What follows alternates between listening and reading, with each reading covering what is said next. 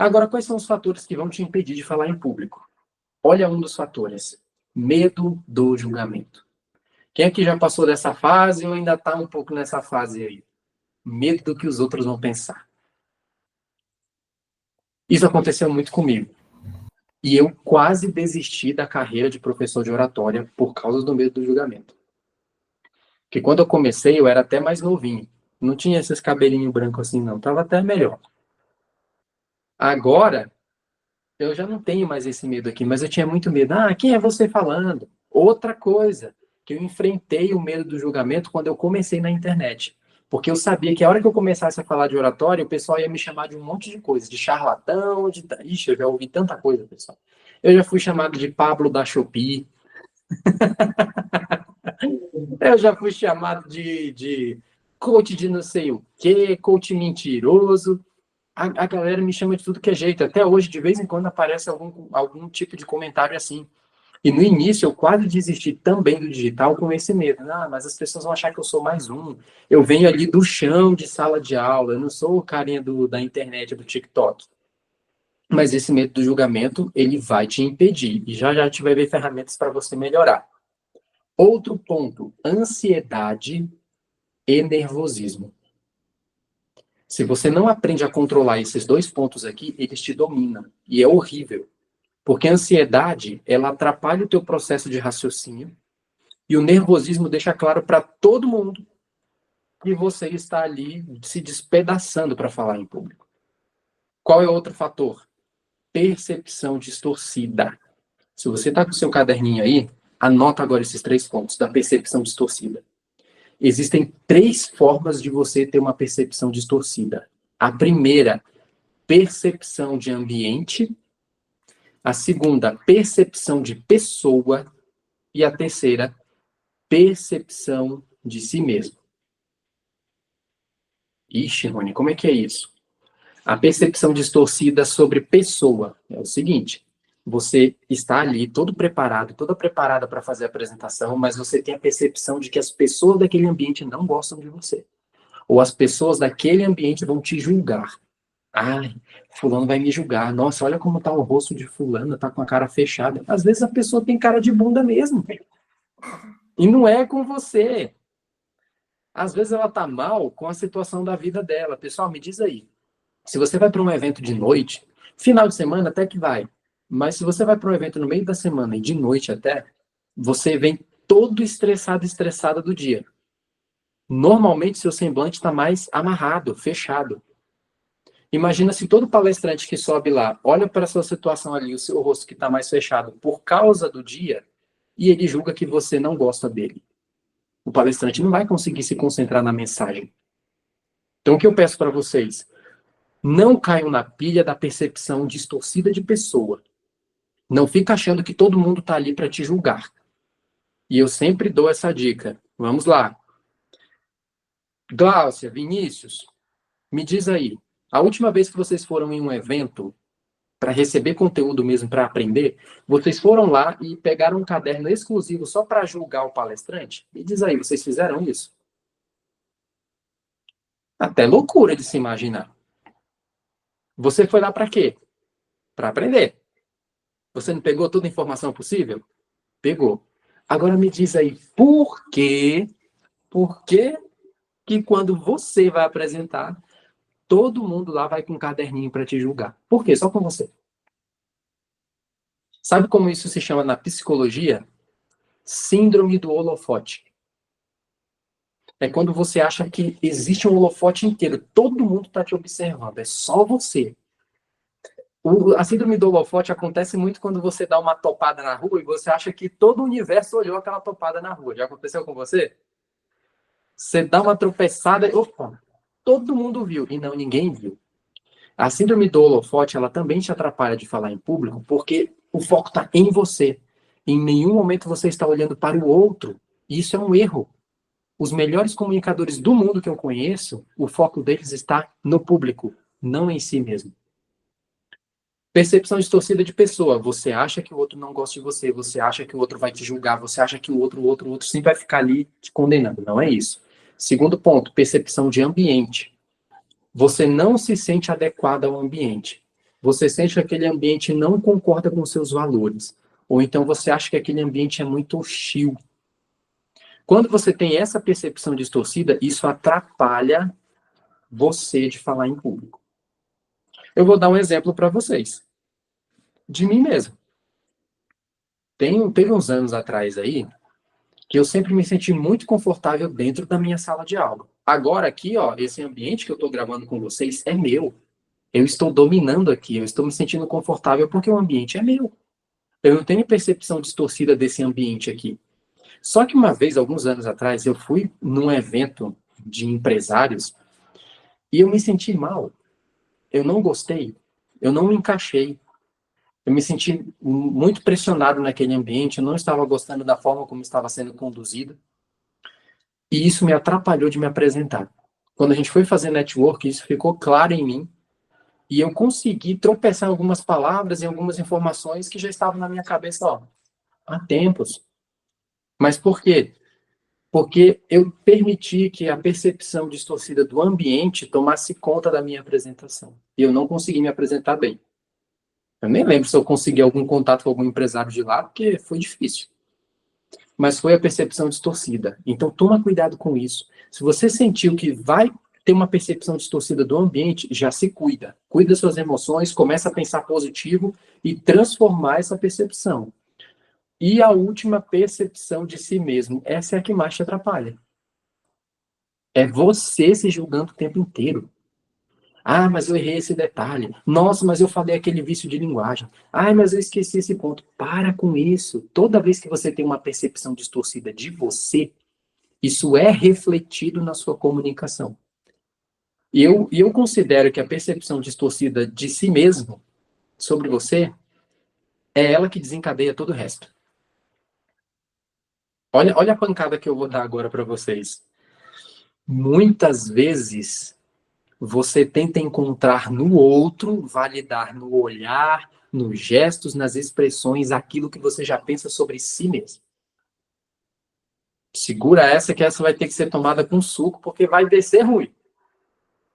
Muitas vezes você projeta no outro uma insatisfação sua. Você projeta no outro um julgamento que só você tem sobre você. Eu lembro uma vez que eu sentia que eu tinha uma comunicação muito morta, assim, sabe? Ah, eu não sou interessante não para falar em público. E eu coloquei aquilo na minha cabeça. É uma profecia autorrealizável também, é algo que eu sempre trago para os alunos. Quando você se afirma muitas coisas, isso se torna uma profecia autorrealizável. Isso vai se realizar de alguma forma, nem que seja só na sua cabeça. E eu achava que eu tinha uma comunicação desinteressante. Aí eu fui fazer uma apresentação em uma palestra e eu me perdi um pouquinho na palestra, porque eu olhei para o público e tinha uma pessoa que fez assim, ó. Ela fez assim com a cabeça. Depois eu vim saber que a pessoa estava passando por uma frustração da vida dela que não tinha nada a ver comigo. Só que quando ela fez assim, e aí eu olhei para o outro lado e eu vi uma pessoa que estava bocejando, ou ela estava com um semblante cansado, o que veio na minha cabeça? Tá vendo como você é desinteressante? Ó, a Antônia ali ela tá mostrando para você que você é desinteressante. A Rogéria tá mostrando ali, ó, ela até bocejou.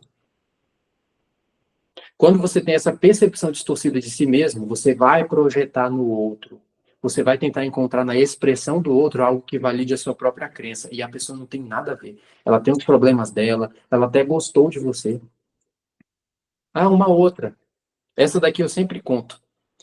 Foi a minha primeira aula com a primeira turma de oratória e o professor deles, que era amado, querido demais, ele tinha saído da metade do curso para o final. Eu peguei o curso da metade para o final e era a minha primeira aula. A minha aula foi show, viu, turma? Porque eu já tinha técnicas de oratória, eu gostei muito daquela apresentação, os alunos também deram feedback. Só que olha o que eu me apeguei, a expressão de uma aluna que estava lá no fundo, no meio, bem no fundo da sala, eu lembro até hoje. A sala tinha um pequeno palco, e de lá eu olhei a aluna lá no centro, e ela estava assim, ó. Desse jeito aqui, ó, com óculos assim. Ela fez umas expressões negativas, aí fez assim, olhou para baixo, me olhou de cima a baixo. Eu me segurei. Eu já tinha técnicas de oratória e eu não me deixei cair ali. Falei, opa, percepção distorcida sobre os outros. É eu que estou pensando isso sobre mim. Não me deixei cair. Só que o que eu fiz? Fiquei incomodado. No intervalo da aula, eu fui até ela, eu falei, fulano, eu falei algo que te incomodou? Você não está gostando da minha aula? Pode falar que eu sou bem aberto, eu estou querendo até mudar, melhorar também. Ela, o quê, Rony? Sua aula foi incrível, espetacular. A gente precisava de um professor que tinha essa animação, trazer algo de maneira mais prática. Aí, turma, o que aconteceu comigo? Eu fiquei assim, com essa menina é muito mentirosa, bem falciane, ou ela tem algum problema. E era a segunda opção. Ela me comentou, Rony, eu estou fazendo o curso de oratória porque eu tenho um problema que o meu psicólogo me informou, que eu não tenho controle das minhas expressões. As minhas expressões são negativas quando, na verdade, eu estou gostando da apresentação, estou prestando atenção. Então, quando ela estava com o óculos assim, e me olhando de cima a baixo, na verdade, ela estava bem atenta, mas ela não sabia ainda associar isso. E ela tinha outros problemas também, como crise do riso, igual o Coringa. Quando ela ia apresentar em público, o nervosismo dela fazia ela rir sem parar e ela não conseguia parar de rir. É sério esse problema dela. Agora imagina só, Vinícius, se eu levasse para mim aquilo, era a percepção que eu tinha de mim, que eu era muito novo, que as pessoas não iam gostar. Eu estava com isso na cabeça na hora da aula, que as pessoas não iam gostar e tal, mas aí eu lembrei, eu já tinha noção da percepção distorcida. Eu falei, opa, isso é sobre mim. Segue a aula e depois fala com a aluna e tenta ver se isso é verdade. E não era. Mas o que eu quero falar para vocês, não carreguem para a alma de vocês. Então anota agora, eu nem ia falar dessa regra aqui, mas vou colocar para vocês. Regra dos 10%, alguns alunos já conhecem. O que é a regra dos 10%? 10% do seu público tem o direito de não gostar de você, de não gostar da sua apresentação. Se você quer a validação de 100% de um público, está errado, não existe isso. Ai, mas 10% é muito ruim. Por isso mesmo, joga 10%. Porque se você está apresentando e alguém fechou o semblante, alguém fez um gesto negativo, deixa de lado. Você fala assim, ó, esse daí faz parte dos 10%. Começa a entregar toda a sua energia para os 90%. Porque o que a maioria das pessoas fazem? Por causa de 1% ou de 10%, ela desiste de entregar todo o melhor dela para 90%. E a conta não bate, turma. A conta não vai bater. Você tem que entregar o seu melhor para os 90%. E quando é que eu entrego o meu melhor para os 90%? Quando você olha mais para o outro do que para você. Neste momento que eu estou aqui com vocês, estou de coração, de alma, estou gostando muito dessa participação de vocês, porque eu quero a transformação de vocês. Se eu tivesse preocupado com o meu espetáculo, não tem como eu criar conexão, eu vou ficar me julgando o tempo todo, eu vou achar que tem professor melhor que eu. É tudo isso que vem.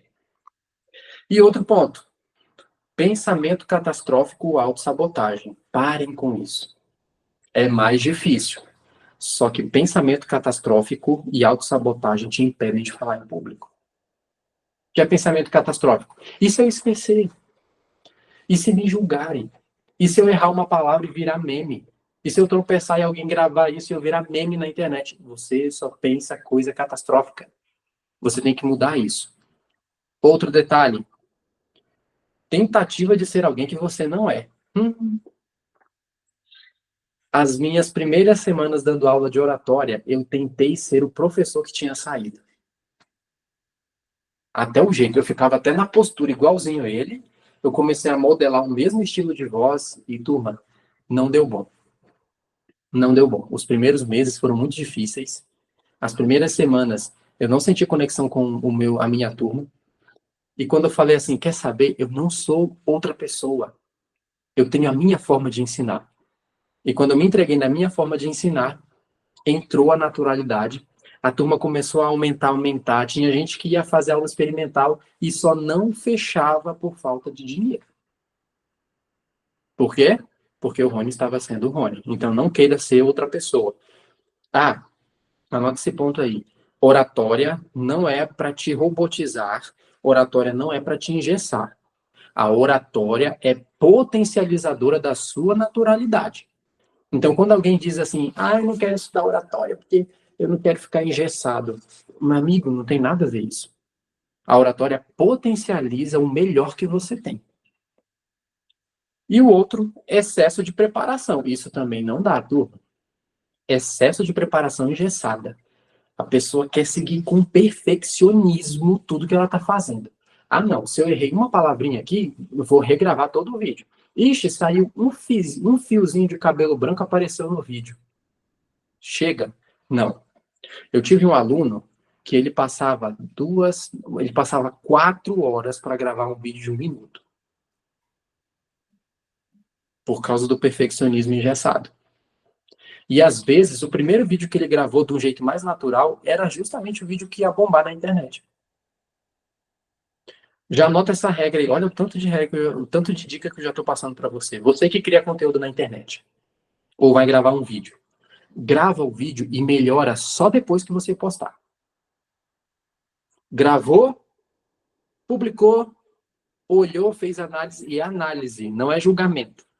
Fez análise. Opa, não modulei a voz aqui. Preciso melhorar esse ponto. Tá. Vai melhorando. Se chama iteração. É uma palavra que está nova aí na internet. Se chama iteração. O que é iteração? Eu publico, melhoro no próximo. Publico, melhoro no próximo. E assim você vai evoluindo. As pessoas acham que por eu ser professor de oratória, foi mais fácil eu gravar vídeo. Não foi nada. É outro universo. É outro mundo. Quando eu comecei, foi tão engessado que eu queria... Ah, não, tem que sair perfeito aqui, porque eu sou professor de oratória, né? E eu entrei nesse discursinho que é só para você procrastinar. Eu não estou falando de casos em que você não está falando nada com nada e não tem compreensão e clareza, não é isso. O que eu digo é o seguinte: faz o vídeo, publica o vídeo, olha o vídeo e melhora no próximo. Você tem que melhorar na próxima. Fez de novo, publicou, olhou, melhorou. Melhora no próximo. Opa, aqui eu estou usando muito vício de linguagem, vou diminuir. Ah, não modulei a voz, não dei uma ênfase na voz. Vou melhorar. Esse daqui é um dos fatores. Você não tem clareza de início, meio e fim. Vocês já observaram que a maioria das pessoas vão falar um assunto com a equipe, começam a gravar um vídeo, ou então querem fazer uma apresentação simples e ela não tem clareza do que vai falar no início, o que vai falar no desenvolvimento e como vai fechar o discurso. Ela não pensa nisso. Às vezes, se ela só anotasse os tópicos num post-it, num papel, ela conseguiria se comunicar com clareza. E ó, olha aqui agora, não tenha vergonha disso aqui. Roteiro. Isso daqui é o meu roteiro, não tem nada, nenhuma palavra aqui para memorizar, só tem um esqueleto, que agora é a hora de eu falar para vocês sobre fatores que impedem de falar em público, e daqui a pouco vem um outro detalhe, que são técnicas para lidar com o nervosismo. Se eu esquecer, eu só olho aqui, ó, agora é a técnica, são as técnicas, eu já domino o conteúdo. Não tenha vergonha de roteiro.